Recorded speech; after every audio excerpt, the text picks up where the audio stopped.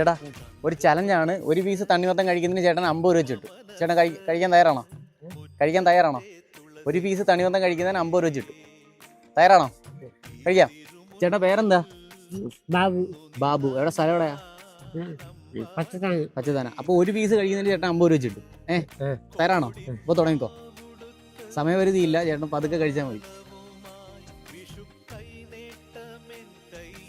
ഒരു പീസ് അപ്പൊ കഴിച്ചു തരുന്നതിനാണ്. അപ്പൊ അടുത്ത പീസ് എടുത്തോ.